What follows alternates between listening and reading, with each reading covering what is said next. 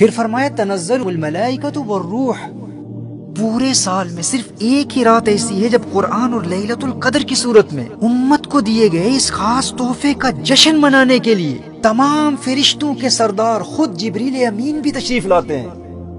یاد رکھنا، نبی کریم صلی اللہ تعالی علیہ وآلہ وسلم کے ظاہری پردہ فرمانے کے بعد صرف یہی ایک رات ہے، پورے سال میں صرف یہی ایک رات ہے جس میں جبریل امین حضور کے عاشقوں سے، حضور کے غلاموں سے ملاقات کے لیے خود تشریف لاتے ہیں۔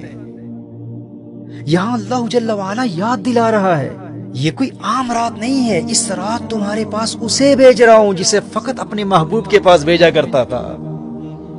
میرے بھائی اور میری بہنوں، اس رات کو قدر والی رات اس لیے بھی کہا جاتا ہے کیونکہ اللہ نے سب سے زیادہ قدر والے فرشتے کو سب سے زیادہ قدر والی کتاب کے ساتھ سب سے زیادہ قدر والے رسول کے پاس بھیجا، اور اب قیامت تک سب سے زیادہ قدر والے رسول کے صدقے سب سے زیادہ قدر والی امت کی طرف صرف اسی رات سب سے زیادہ قدر والا فرشتہ خود آیا کرے گا۔ اسی لیے تو یہ رات قدر والی رات ہے، یہ وہ رات ہے جس سے جبریل امین بھی پیار کرتے ہیں اور نبی کریم بھی پیار کرتے ہیں صلی اللہ تعالی علیہ وآلہ وسلم۔ ہمیں اس رات سے اسی لیے تو پیار ہے نا، کیونکہ یہ حضور کے دور کی رات ہے، یہ رات مصطفیٰ کے زمانے کی رات ہے، سجدے سے آج سر نہ اٹھانے کی رات ہے، گل کر دو سب چراغ کے اندر ہو روشنی، یہ رات تو دلوں کو جلانے کی رات ہے۔ کس قدر محرومی ہے اس شخص کی جو اس رات زندہ تو ہو لیکن اپنے مردہ دل کو زندہ نہ کر سکا۔ یہ رات مصطفیٰ کے زمانے کی رات ہے، سجدے سے آج سر نہ اٹھانے کی رات ہے، گل کر دو سب چراغ کے اندر ہو روشنی۔ اگر باطنی روشنی چاہتے ہو تو ظاہری چراغوں کو بجھانا پڑے گا، اپنی آنکھوں کو بند رکھنا پڑے گا، دنیا کے حسن سے کنارہ کرنا پڑے گا، پھر دل کی آنکھ کھلے گی۔ ہو دید کا جو شوق تو آنکھوں کو بند کر، ہے دیکھنا یہی کہ نہ دیکھا کرے کوئی۔ اور پھر کہتے ہو کہ انہیں دیکھنا چاہتا ہوں لیکن دنیا کی چراغوں کو بجھانے کے لیے بھی تیار نہیں ہوں، چاہتا ہوں کہ دل کی آنکھ کھل جائے لیکن میں یہ ظاہری آنکھیں بند تو نہیں کر سکتا، میں موویز بھی دیکھوں گا، بدنگاہی بھی کروں گا، لیکن انہیں بھی دیکھنا چاہتا ہوں۔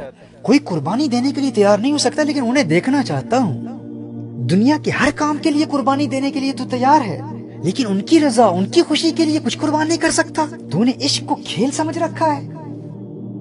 کل تک جو قوم کھیلتی تھی شمشیروں کے ساتھ آج فلمیں دیکھتی ہے ہمشیروں کے ساتھ۔